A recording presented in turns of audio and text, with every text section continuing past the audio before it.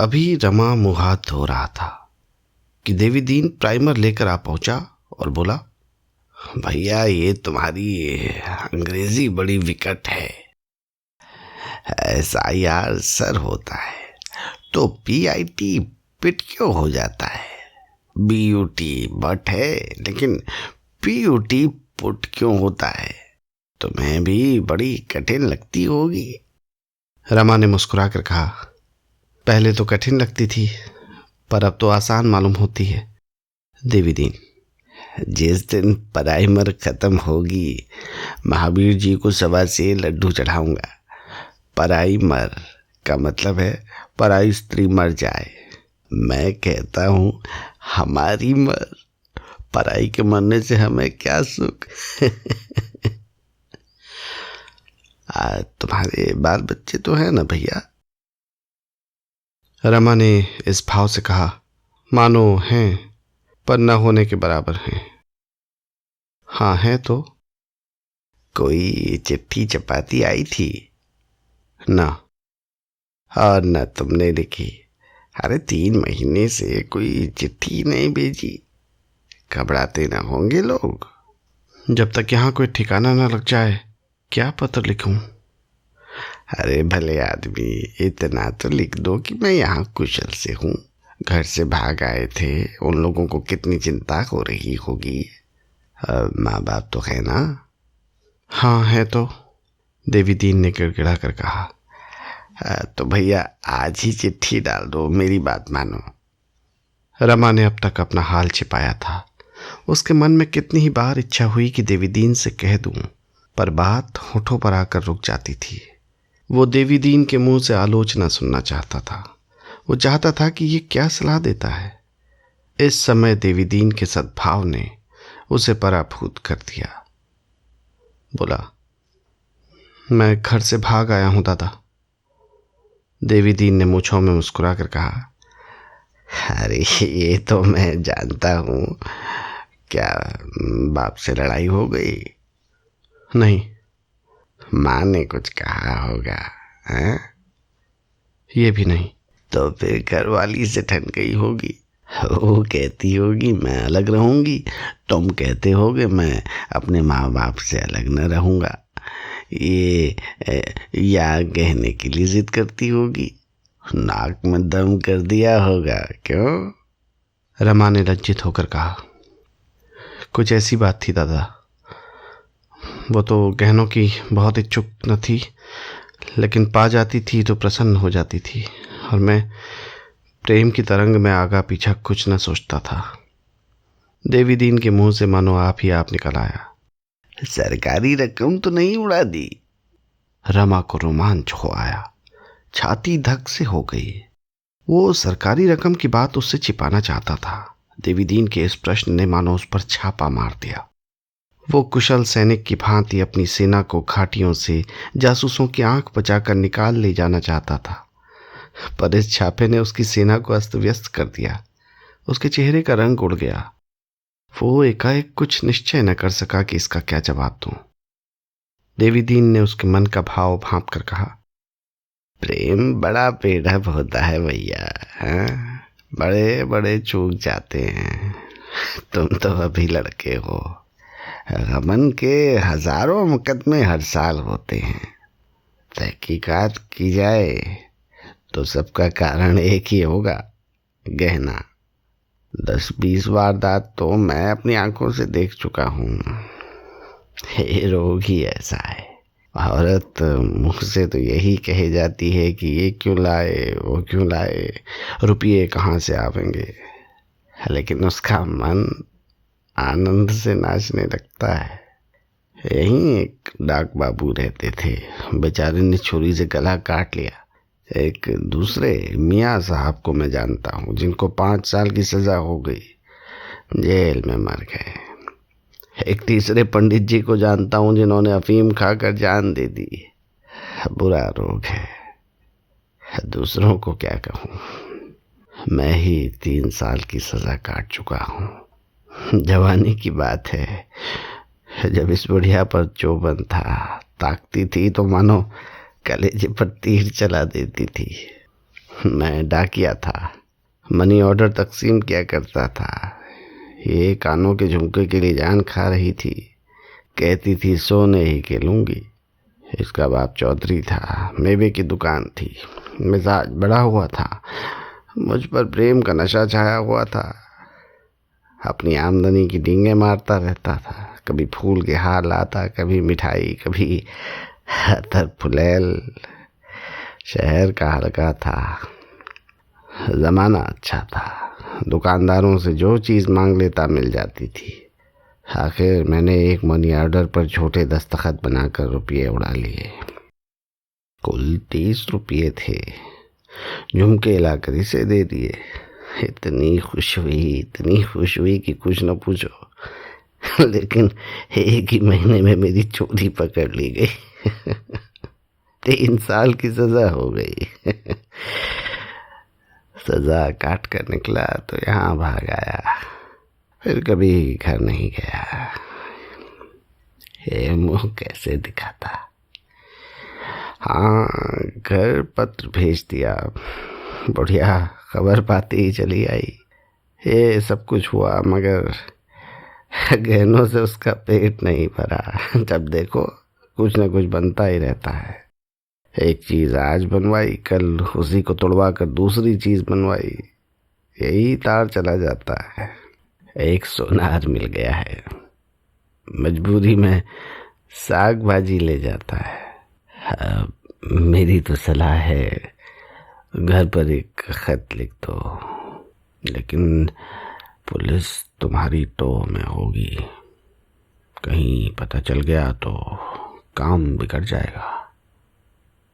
मैं न किसी से एक खत लिखाकर भेज दूं? रमा ने आग्रहपूर्वक कहा। नहीं दादा, दया करो, अनर्थ हो जाएगा। पुलिस से ज्यादा तो मुझे घर वालों का भय है। देवी दीन, घर वाले खबर पाते ही आ जाएंगे, ये चर्चा ही न उठेगी, उनकी कोई चिंता नहीं। डर पुलिस ही का है। रमानाथ, मैं सजा से बिल्कुल नहीं डरता। तुमसे कहा नहीं, एक दिन मुझे वाचनालय में जान पहचान की एक स्त्री दिखाई दी। हमारे घर बहुत आती जाती थी। मेरी स्त्री से बड़ी मित्रता थी। एक बड़े वकील की पत्नी है। उसे देखते ही मेरी नानी मर गई। ऐसा सिर पिटा गया कि उसकी ओर ताकने की हिम्मत न पड़ी। चुपके से उठकर पीछे के बरामदे में जा छिपा। अगर उस वक्त उससे 2-4 बातें कर लेता तो घर का सारा समाचार मालूम हो जाता। और मुझे यह विश्वास है कि वो इस मुलाकात की किसी से चर्चा भी न करती, मेरी पत्नी से भी न कहती। लेकिन मेरी हिम्मत ही न पड़ी। अब अगर मिलना भी चाहूं तो नहीं मिल सकता। उसका कुछ पता ठिकाना भी तो नहीं मालूम। देवी दीन, तो फिर उसी को क्यों नहीं एक चिट्ठी लिखते? रमानाथ, चिट्ठी तो मुझसे न लिखी जाएगी। देवी दीन, तो कब तक चिट्ठी न लिखोगे? रमानाथ, देखा चाहिए। देवी दीन, पुलिस तुम्हारी टोह में होगी। देवी दीन चिंता में डूब गया। रमा को भ्रम हुआ, शायद पुलिस का भय इसे चिंतित कर रहा है। बोला, हाँ, इसकी शंका मुझे हमेशा बनी रहती है। तुम देखते हो मैं दिन को बहुत कम घर से बाहर निकलता हूं, लेकिन मैं तुम्हें अपने साथ नहीं घसीटना चाहता। मैं तो जाऊंगा ही, तुम्हें क्यों उलझन में डालूं? सोचता हूं कहीं और चला जाऊं, किसी ऐसे गांव में जाकर रहूं जहां पुलिस की गंध भी ना हो। देवी दीन ने गर्व से सिर उठाकर कहा, मेरे बारे में तुम चिंता न करो भैया, यहाँ पुलिस से डरने वाले नहीं हैं। किसी परदेसी को अपने घर ठहराना पाप नहीं है। हमें क्या मालूम किसके पीछे पुलिस है, या पुलिस का काम है, पुलिस जाने। मैं पुलिस का मुखबिर नहीं, जासूस नहीं, गोइंदा नहीं। तुम अपने को बचाए रहो, देखो भगवान क्या करते हैं। हाँ, कहीं बुढ़िया से न कह देना, नहीं तो उसके पेट में पानी न बचेगा। दोनों एक क्षण चुपचाप बैठे रहे। दोनों इस प्रसंग को इस समय बंद कर देना चाहते थे। सहसा देवीदीन ने कहा, क्यों भैया, अगर कहो तो मैं तुम्हारे घर चला जाऊं। किसी को कानों कान खबर न होगी। मैं इधर उधर से सारा ब्यौरा पूछ आऊंगा। तुम्हारे पिता से मिलूंगा, तुम्हारी माता को समझाऊंगा, तुम्हारी घरवाली से बातचीत करूंगा। हाँ, फिर जैसा उचित जान पड़े वैसा करना। रमा ने मन ही मन प्रसन्न होकर कहा, लेकिन कैसे पूछोगे दादा? लोग कहेंगे ना कि तुम्हें इन बातों से क्या मतलब। देवी दीन ने ठट्ठा मारकर कहा, भैया इससे सहज तो कोई काम ही नहीं। एक जनेऊ गले में डाला और ब्राह्मण बन गए। फिर चाहे हाथ देखो, चाहे कुंडली बांचो, चाहे शगुन विचारो, सब कुछ कर सकते हो। बुढ़िया भिक्षा लेकर आवेगी, उसे देखते ही कहूंगा, माता तेरे को पुत्र के परदेश जाने का बड़ा कष्ट है। क्या तेरा पुत्र विदेश गया है? इतना सुनते ही घर भर के लोग आ जाएंगे, वो भी आएगी, उसका हाथ देखूंगा।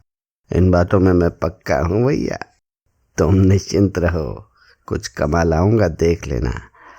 माघ मेला भी होगा, स्नान करता भी आऊंगा। रमा की आंखें मनोल्लास से चमक उठी। उसका मन मधुर कल्पनाओं के संसार में जा पहुंचा। जालपा उसी वक्त रतन के पास दौड़ी जाएगी। दोनों भांति भांति के प्रश्न करेंगी। क्यों बाबा, वो कहाँ गए हैं? अच्छी तरह है ना? कब तक घर आएंगे? कभी बाल बच्चों की सुधि आती है उनको? वहां किसी कामिनी के मायाजाल में तो नहीं फंस गए? दोनों शहर का नाम भी पूछेंगी। कहीं दादा ने सरकारी रुपये चुका दिए हों तो मजा आ जाए। तब एक ही चिंता रहेगी। देवी दीन बोला, तो है ना सलाह? रमानाथ, कहाँ जाएंगे दादा? कष्ट होगा। माघ का स्नान भी तो करूंगा, कष्ट के बिना कहीं पुण्य होता है। मैं तो कहता हूं तुम भी चलो, मैं वहां सब रंग ढंग देख लूंगा। आगे देखना कि मामला टीचन है तो चैन से घर चले जाना। कोई खटका मालूम हो तो मेरे साथ ही लौट आना। रमा ने हंसकर कहा, कहाँ की बात करते हो दादा, मैं यूं भी कभी न जाऊंगा। स्टेशन पर उतरते ही पुलिस का सिपाही पकड़ ले तो बस। देवी दीन ने गंभीर होकर कहा, सिपाही क्या पकड़ लेगा? दिल लगी है? मुझसे कहो, मैं प्रयागराज के थाने में ले जाकर खड़ा कर दूं। अगर कोई तिरछी आंखों से भी देख ले तो मूछ मुड़ा लूं।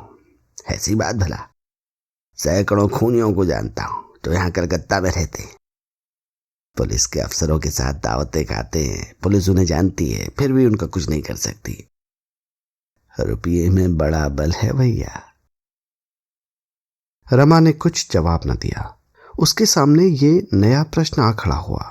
जिन बातों को वो अनुभव न होने के कारण महाकष्ट साध्य समझता था, उन्हें इस बूढ़े ने निर्मूल कर दिया। और बूढ़ा शेखीबाजों में नहीं है। वो मुंह से जो कहता है उसे पूरा कर दिखाने की सामर्थ्य रखता है। उसने सोचा, तो क्या मैं सचमुच देवी दीन के साथ घर चला जाऊं? यहां कुछ रुपये मिल जाते तो नए सूट बनवा लेता, फिर शान से जाता। वो उस अवसर की कल्पना करने लगा जब वो नया सूट पहने हुए घर पहुंचेगा। उसे देखते ही गोपी और विश्वंभर दौड़ेंगे, भैया आए, भैया आए। दादा निकल आएंगे। अम्मा को पहले विश्वास ना आएगा, मगर जब दादा जाकर कहेंगे हाँ आ तो गए, तब वो रोती हुई द्वार की ओर चलेंगी। उसी वक्त मैं पहुंचकर उनके पैरों पर गिर पड़ूंगा। जालपा वहां ना आएगी, वो मान किए बैठी रहेगी। रमा ने मन ही मन ये वाक्य भी सोच लिए जो वो जालपा को मनाने के लिए कहेगा। शायद रुपये की चर्चा ही ना आए। इस विषय पर कुछ कहते हुए सभी को संकोच होगा। अपने प्रियजनों से जब कोई अपराध हो जाता है तो हम उघाड़ कर उसे दुखी नहीं करते, चाहते हैं कि उस बात का उसे ध्यान ही ना आए। उसके साथ ऐसा व्यवहार करते हैं कि उसे हमारी ओर से जरा भी भ्रम न हो। वो भूल कर भी ये न समझे कि मेरी अपकीर्ति हो रही है। देवी दीन ने पूछा, क्या सोच रही हो, चलोगे ना? रमा ने दबी जबान से कहा, तुम्हारी इतनी दया है तो चलूंगा, मगर पहले तुम्हें मेरे घर जाकर पूरा पूरा समाचार लाना पड़ेगा। अगर मेरा मन न भरा तो मैं लौट आऊंगा। देवी दीन ने दृढ़ता से कहा, मंजूर। रमा ने संकोच से आंखें नीचे करके कहा, एक बात और है देवी दीन। क्या बात है, कहो। मुझे कुछ कपड़े बनवाने पड़ेंगे। बन जाएंगे। मैं घर पहुंचकर तुम्हारे रुपये दिला दूंगा। और मैं तुम्हारी गुरु दक्षिणा भी वहीं दे दूंगा। अच्छा, गुरु दक्षिणा भी मुझी को देनी पड़ेगी? मैंने तुम्हें 4 हरफ अंग्रेजी पढ़ा दिए, तुम्हारा इससे कोई उपकार ना होगा। लेकिन तुमने मुझे जो पाठ पढ़ाए हैं उन्हें मैं उम्र भर नहीं भूल सकता। मुंह पर बड़ाई करना खुशामद है, लेकिन दादा, माता पिता के बाद जितना प्रेम मुझे तुमसे है उतना और किसी से नहीं। तुमने ऐसे गाढ़े समय मेरी बाह पकड़ी जब मैं बीच धार में बहा जा रहा था। ईश्वरी जाने अब तक मेरी क्या गति हो गई होती, किस घाट लगा होता। देवी दीन ने चूहल से कहा। और कहीं तुम्हारे दादा ने मुझे घर में न घुसने दिया तो? रमा ने हंसकर कहा। दादा तुम्हें अपना बड़ा भाई समझेंगे, तुम्हारी इतनी खातिर करेंगे कि तुम ऊब जाओगे। जालपा तुम्हारे चरण धो धो पिएगी, तुम्हारी इतनी सेवा करेगी कि जवान हो जाओगे। देवी दीन ने हंसकर कहा। तब तो बुढ़िया डाह के मारे जल मरेगी। मानेगी नहीं। नहीं तो मेरा जी चाहता है कि हम दोनों यहाँ से अपना डेरा डंडा लेकर चलते और वहीं अपनी सिर की तानते। तुम लोगों के साथ जिंदगी के बाकी दिन आराम से कट जाते, मगर इस चुड़ैल से कलकत्ता न छोड़ा जाएगा। तो बात पक्की हो गई ना? हाँ, पक्की है। दुकान खुले तो चलें, कपड़े लावें, आज ही सिलने को दे दें। देवीदीन के चले जाने के बाद रमा बड़ी देर तक आनंद कल्पनाओं में मगन बैठा रहा, जिन भावनाओं को उसने कभी मन में आश्रय न दिया था, जिनकी गहराई और विस्तार और उद्वेग से वो इतना भयभीत था कि उनमें फिसल कर डूब जाने के भय से चंचल मन को इधर उधर भटकने भी न देता था। उसी अथाह और अछोर कल्पना के सागर में वो आज स्वच्छंद रूप से क्रीड़ा करने लगा। उसे अब एक नौका मिल गई थी। वो त्रिवेणी की सैर, वो अल्फ्रेड पार्क की बहार, वो खुसरोबाग का आनंद, वो मित्रों के जल से सब याद आकर हृदय को गुदगुदाने लगे। रमेश उसे देखते ही लिपट जाएंगे। मित्रगण पूछेंगे, कहाँ गए थे यार, खूब सैर की। रतन उसकी खबर पाते ही दौड़ी चली आएगी और पूछेगी, तुम कहाँ ठहरे थे बाबूजी? मैंने सारा कलकत्ता छान मारा। फिर जालपा की मान प्रतिमा सामने आ खड़ी हुई। सहसा देवीदीन ने आकर कहा, भैया 10 बज गए, चलो बाजार होते आवे। रमा ने चौंक कर पूछा, क्या 10 बज गए? 10 नहीं, 11 का अमल होगा। रमा चलने को तैयार हुआ, लेकिन द्वार तक आकर रुक गया। देवीदीन ने पूछा, क्यों ऐसे खड़े हो गए? तुम ही चले जाओ, मैं जाकर क्या करूंगा? क्या डर रहे हो? नहीं, डर नहीं रहा हूं, मगर क्या फायदा? मैं अकेले जाकर क्या करूंगा? मुझे क्या मालूम तुम्हें कौन कपड़ा पसंद है। चलकर अपनी पसंद से ले लो, वहीं दर्जी को दे देंगे। तुम जैसा कपड़ा चाहे ले लेना, मुझे सब पसंद है। तुम्हें डर किस बात का है? अरे पुलिस तुम्हारा कुछ नहीं करेगी, कोई तुम्हारी तरफ ताकेगा भी नहीं। मैं डर नहीं रहा हूं दादा, जाने की इच्छा नहीं। डर नहीं रहे हो तो क्या कर रहे हो? कह रहा हूं कि कोई तुम्हें कुछ न कहेगा, इसका जिम्मा मेरा। खुदा तुम्हारी जान निकली जाती है। देवीदीन ने बहुत समझाया, आश्वासन दिया, पर रमा जाने पर राजी न हुआ। वो डरने से कितना ही इनकार करे, पर उसकी हिम्मत घर से बाहर निकलने की न पड़ती थी। वो सोचता था, अगर किसी सिपाही ने पकड़ लिया तो देवीदीन क्या कर लेगा? माना सिपाही से इसका परिचय भी हो तो यह आवश्यक नहीं कि वो सरकारी मामले में मैत्री का निर्वाह करे। ये मिन्नत खुशामद करते रह जाएगा, जाएगी मेरे सिर। कहीं पकड़ा जाऊं तो प्रयाग के बदले जेल जाना पड़े। आखिर देवीदीन लाचार होकर अकेला ही गया। देवीदीन घंटे भर में लौटा तो देखा रमा छत पर टहल रहा है। बोला, कुछ खबर है? क्या बज गए? 12 का अमल है, आज रोटी न बनवाओगे क्या? घर जाने की खुशी में खाना पीना छोड़ दोगे? रमा ने झेंप कर कहा, बना लूंगा दादा, जल्दी क्या है? ये देखो, नमूने लाया हूं, इनमें जौन सा पसंद करो ले लो। ये कहकर देवीदीन ने ऊनी और रेशमी कपड़ों के सैकड़ों नमूने निकाल कर रख दिए। 5-6 रुपये गज से कम का कोई कपड़ा न था। रमा ने नमूनों को उलट पलट कर देखा और बोला, इतने महंगे कपड़े क्यों लाए दादा, और सस्ते न थे? सस्ते थे, मुदा विलायती थे। तुम विलायती कपड़े नहीं पहनते?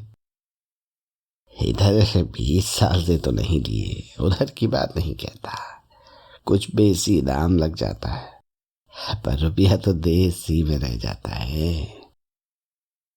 रमा ने लजाते हुए कहा, तुम नियम के बड़े पक्के हो दादा। देवीदीन की मुद्रा सहसा तेजवान हो गई। उसकी बुझी हुई आंखें चमक उठी, देह की नसें तन गईं। अकड़ कर बोला, जिस देश में रहते हैं, जिसका अन्न जल खाते हैं, उसके लिए इतना भी न करें तो जीने को धिक्कार है। 2 जवान बेटे इसी स्वदेशी की भेंट कर चुका हूं भैया। ऐसे ऐसे पट्टे थे कि तुमसे क्या कहें। दोनों विदेशी कपड़ों की दुकान पर तैनात थे। क्या मजाल थी कोई ग्राहक दुकान पर आ जाए, हाथ छोड़ कर, घिघिया कर, धमका कर, लजवा कर सबको फेर लेते थे। बजाजे में सियार लौटने लगे। सबों ने जाकर कमिश्नर से फरियाद की। सुनकर आग हो गया। 20 फौजी गोरे भेजे कि अभी जाकर बाजार से पहरे उठा दो। गोरों ने दोनों भाइयों से कहा, यहाँ से चले जाओ, मुदा वो अपनी जगह से जाओ फर न हिले। भीड़ लग गई भैया। गोरे उन पर घोड़े चढ़ा लाते थे, पर दोनों चट्टान की तरह डटे खड़े थे। आखिर जब इस तरह कुछ बस न चला तो सबों ने डंडे से पीटना शुरू कर दिया। दोनों वीर डंडे खाते थे पर जगह से न हिलते थे। जब बड़ा भाई गिर पड़ा तो छोटा उसकी जगह पर आ खड़ा हुआ। अगर दोनों अपने डंडे संभाल लेते तो भैया उन 20 को मार पकाते, लेकिन हाथ उठाना तो बड़ी बात है, सिर तक न उठाया। अंत में छोटा भी वहीं गिर पड़ा। दोनों को लोगों ने उठाकर अस्पताल भेजा। उसी रात को दोनों सिधार गए। तुम्हारे चरण छूकर कहता हूँ भैया, उस वक़्त ऐसा जान पड़ता था कि मेरी छाती खच भर की हो गई है। पाँव जमीन पर न पड़ते थे। यही उमंग आती थी कि भगवान ने औरों को पहले न उठा लिया होता तो इस समय उन्हें भी भेज देता। जब अर्थी चली है तो 1 लाख आदमी साथ थे। बेटों को गंगा में सौंप कर मैं सीधे बजाजे पहुंचा और उसी जगह खड़ा हुआ जहां दोनों वीरों की लाश गिरी थी। ग्राहक के नाम चिड़िए का पूत तक न दिखाई दिया। 8 दिन वहां से हिला तक नहीं। बस भोर के लिए आधा घंटे के लिए घर आता था और नहा धोकर गुजर पार करके चला जाता था। 9वें दिन दुकानदारों ने कसम खाई कि अब विलायती कपड़े न मंगाएंगे। तब पहरे उठा दिए गए। तब से विदेशी दिया सिलाई तक घर में नहीं आया। रमा ने सच्चे दिल से कहा, दादा तुम सच्चे वीर हो, और वे दोनों लड़के भी सच्चे योद्धा थे। तुम्हारे दर्शनों से आंखें पवित्र होती हैं। देवीदीन ने इस भाव से देखा मानो इस बड़ाई को वो बिल्कुल अतिशयोक्ति नहीं समझता। शहीदों की शान से बोला, इन बड़े बड़े आदमियों के किए कुछ ना होगा, इन्हें बस रोना आता है। छोकरियों की बातें भी सुनने के सिवा इनसे कुछ ना हो सकता। बड़े बड़े देशभक्तों को बिना विलायती शराब के चैन नहीं आता। उनके घर में जाकर देखो तो एक भी देसी चीज न मिलेगी। दिखाने को 10-20 कुर्ते गाड़े के बनवा लिए। घर का और सब सामान विलायती है। सबके सब भोग विलास में अंधे हो रहे हैं, छोटे भी और बड़े भी। उस पर ये दावा ये है कि देश का उद्धार करेंगे। अरे तुम देश का क्या उद्धार करोगे? पहले अपना तो उद्धार कर लो। गरीबों को लूट कर विलायत का घर भरना तुम्हारा काम है, इसीलिए तुम्हारा इस देश में जन्म हुआ है। हाँ, रोए जा, विलायती शराबें उड़ाओ, विलायती मोटरें दौड़ाओ, विलायती मुरब्बे और अचार चखो, विलायती बर्तनों में खाओ, विलायती दवाइयाँ पियो, परदेश के नाम को रोए जाए। मुदा इस रोने से कुछ ना होगा। रोने से माँ दूध पिलाती है, शेर अपना शिकार नहीं छोड़ता। रो उनके सामने जिसमें दया और धर्म हो। तुम धमका कर ही क्या कर लोगे? जिस धमकी में कोई दम नहीं है, उस धमकी की परवाह कौन करता है? एक बार यहाँ एक बड़ा भारी जलसा हुआ। एक साहब बहादुर खड़े होकर खूब उछले कूदे। जब वो नीचे आए तब मैंने उनसे पूछा, साहब सच बताओ, जब तुम स्वराज का नाम लेते हो तो उसका कौन सा रूप तुम्हारी आंखों के सामने आता है? तुम भी बड़ी बड़ी तलब लोगे, तुम भी अंग्रेजों की तरह बंगलों में रहोगे, पहाड़ों की हवा खाओगे, अंग्रेजी ठाठ बनाए घूमोगे। इस स्वराज से देश का क्या कल्याण होगा? तुम्हारी और तुम्हारे भाई बंधुओं की जिंदगी भले आराम और ठाठ से गुजरे, पर देश का कोई भला ना होगा। बस बगले झांकने लगे। तुम दिन में 5 बेर खाना चाहते हो, और वो भी बढ़िया माल। गरीब किसान को एक जून सूखा चबेना भी नहीं मिलता। उसी का रक्त चूस कर तो सरकार तुम्हें ओहदे देती है। तुम्हारा ध्यान कभी उनकी ओर जाता है? अभी तुम्हारा राज नहीं है, तब तो तुम भोग विलास पर इतना मरते हो। जब तुम्हारा राज हो जाएगा तब तो तुम गरीबों को पीस कर पी जाओगे। रमा भद्र समाज पर यह आक्षेप न सुन सका। आखिर वो भी तो भद्र समाज का ही एक अंग था। बोला, ये बात तो नहीं है दादा कि पढ़े लिखे लोग किसानों का ध्यान नहीं करते। उनमें से कितने ही खुद किसान थे या हैं। उन्हें अगर विश्वास हो जाए कि हमारे कष्ट उठाने से किसानों का कोई उपकार होगा और जो बचत होगी वो किसानों के लिए खर्च की जाएगी, तो वो खुशी से कम वेतन पर काम करेंगे। लेकिन जब वो देखते हैं कि बचत दूसरे हड़प जाते हैं तो वो सोचते हैं, अगर दूसरों को ही खाना है तो हम क्यों ना खाएं। देवी दीन, तो स्वराज मिलने पर 10-10, 5-5 हजार के अफसर नहीं रहेंगे, वकीलों की लूट नहीं रहेगी, पुलिस की लूट बंद हो जाएगी। एक क्षण के लिए रमा सिर पिटा गया। इस विषय में उसने खुद कभी विचार न किया था, मगर तुरंत ही उसे जवाब सूझ गया। बोला, तब तो सभी काम बहुमत से होगा। अगर बहुमत कहेगा कि कर्मचारियों के वेतन घटा दिए जाएं तो घटा दिए जाएंगे। देहातों के संगठनों के लिए भी बहुमत जितने रुपये मांगेगा मिल जाएंगे।